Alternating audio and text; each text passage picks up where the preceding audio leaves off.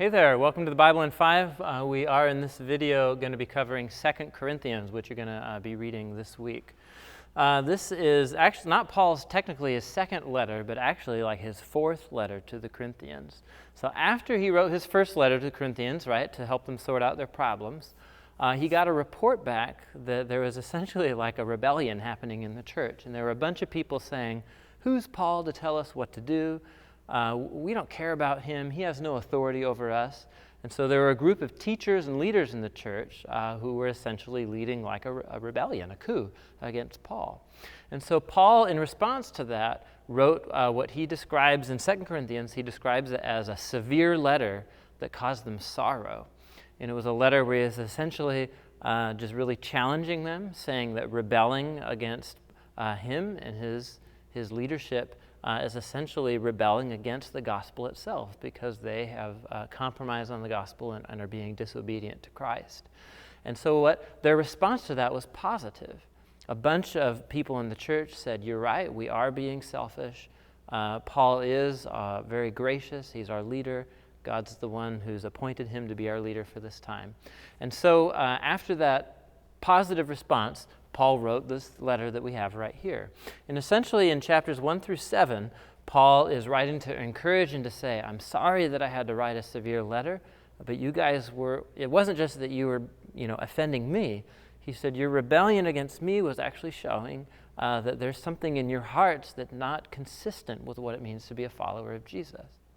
And so he writes this section of the letter to encourage them and to say, "I forgive you, it's okay." And he essentially writes this kind of like to defend his way of leading and so on. And part of what the people who led the rebellion were saying about Paul was like, he's not a trained public speaker, he's not very powerful, he lacks courage. And look at Paul's life. Paul's life was characterized by hardship and suffering. And just read the book of Acts to get the gist of that. And so their basic point, Paul says that this is what they were saying about him, that his suffering and hardship in life must be a sign that God doesn't approve of Paul or his message. And so what Paul has to do in these chapters here of 1 through 7 is say, no, actually it's just the opposite. Because the gospel is the good news about what God did for the world through the cross. Jesus himself suffered hardship so that others could be saved.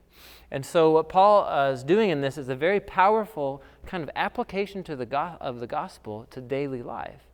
And he says, if you're a follower of Christ, you shouldn't expect like things to go well all of the time. The gospel is about God suffering for our behalf. And so if you're going to be a person of the gospel, then you're going to be a person who's likely going to go through hardship. And God gives you strength through hardship, but suffering and hardship is built into what it means to be a follower of Jesus. It does not discredit the gospel at all. And so he writes this kind of to defend his way of life and his ministry to the Corinthians, that it's not a discredit, but it's actually an authentication of his ministry. And so based off of that, he reminds them of a promise that the Corinthians made. Paul was making a collection among the non-Jewish churches across the Mediterranean, a money collection to send to the poor Christians in Jerusalem. The Corinthians had said they wanted to give to this fund, and so Paul reminds them. He says, "You rejected my authority, but many of you have apologized, and that's great.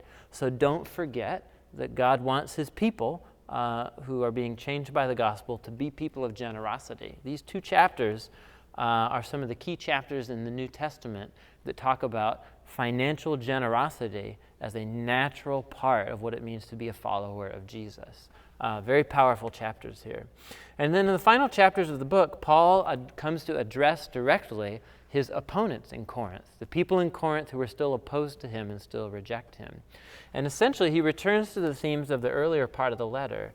And he says, if he wanted to, as an apostle, as a former rabbi, he says, I could pull rank on any of you guys in terms of like Bible knowledge, in terms of I've actually seen the risen Jesus, in terms of spiritual experiences that he's had.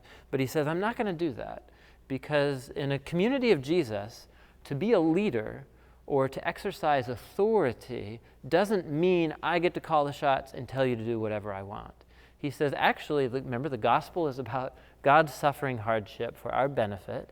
And so he says, as a leader of the church, I'm not going to use my authority to, tell you what to do.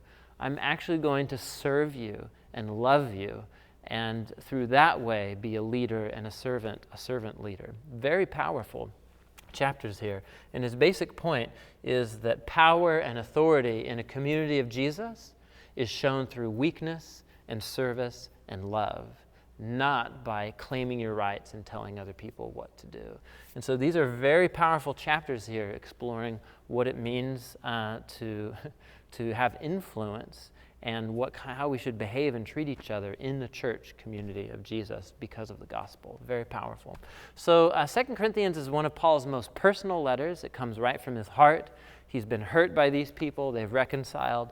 And so he's exploring how the gospel should heal relationships, redefine how we think about suffering and generosity and power and leadership. So very practical, a lot of very powerful sections here in the letter. So I hope you enjoy it. See you next time.